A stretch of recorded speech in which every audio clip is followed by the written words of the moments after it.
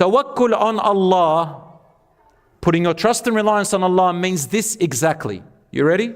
Means this exactly. It means you do everything you can. Then, whatever the outcome, you think of 4 things.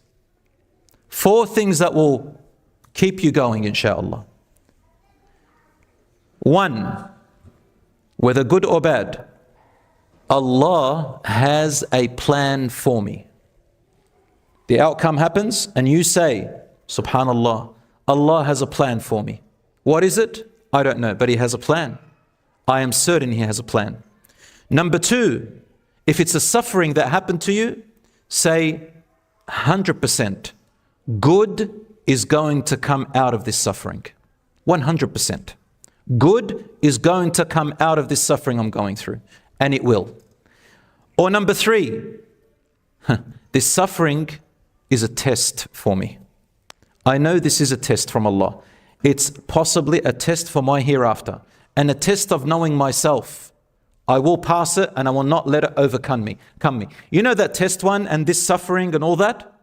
The shaitan will come to you right at the point of your lowest point. They will come to you right at the point where the outcome happens. Sometimes you might think, oh, I expected more of an outcome. It didn't happen that way. The shaitan comes to you and says, I've got him. I've got him and her. I'm going to start whispering right now. What do they whisper? You missed out on this, man. You could have done that. You're a failure. You had this opportunity. Your friend does it. You missed out. What are you doing? You're a failure. I told you you're a failure. You would have been whispering like that. Or if you failed, says, I told you you're not good.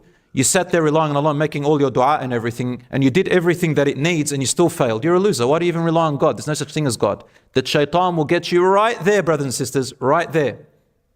Sometimes the shaitan will come to you and say, pray more, pray more.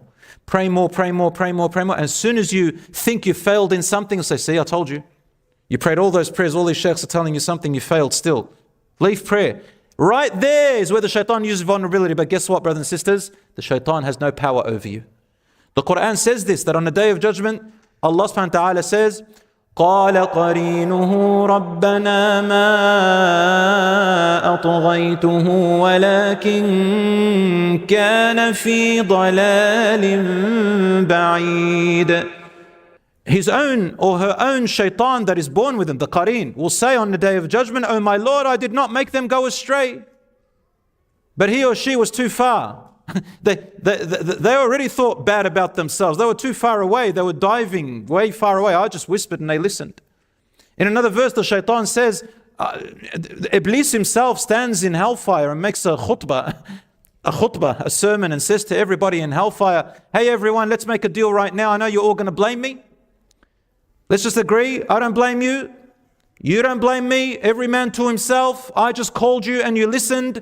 So don't hold anything against me, man. I had no power over you. Wallahi, the shaitan will say that. So you have power over yourself, brothers and sisters. So the 4 things are, something happens after you tried your best. Think, Allah has a plan for me. Number 2, good is going to come out of this suffering. Number 3, this is also a test for my hereafter.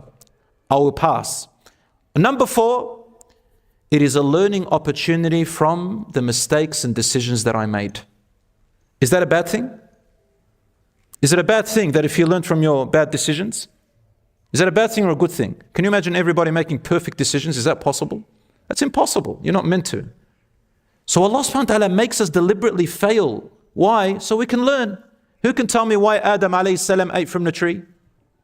Adam alayhi salam, everyone, ate from the tree because it was forbidden. And of curiosity. But guess what? Allah subhanahu wa ta'ala knew that was going to happen. And He allowed it to happen knowing that Adam was going to make that decision. Why? Because Adam alayhi salam was going to learn something which without it he would have never learnt. He learnt the value of mercy and forgiveness. What does forgiveness mean? What does mercy mean? And these are 2 values that we need in our life. What is the feeling of forgiveness and mercy? This is what creates relationships and bonds between people. When you feel that somebody forgave you, somebody had mercy upon you after you made a mistake, how do you feel? Remember the last time that you may have had a clash with your own mother or your father, or a sibling or a good friend who you had long history with. and you did something bad, and then after that you reconciled, or they accepted you again, or you resolved the problem, do you remember how much weight was lifted off your shoulder? You feel amazing.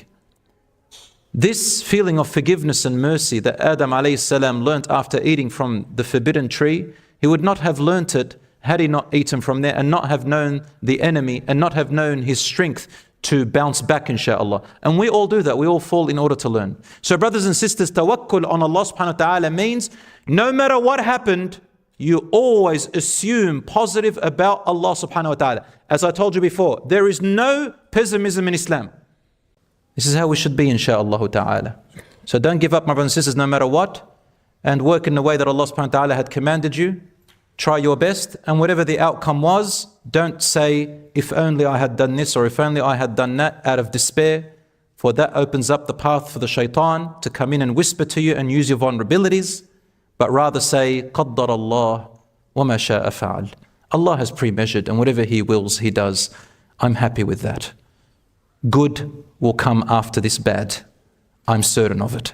Have that mindset and watch what happens.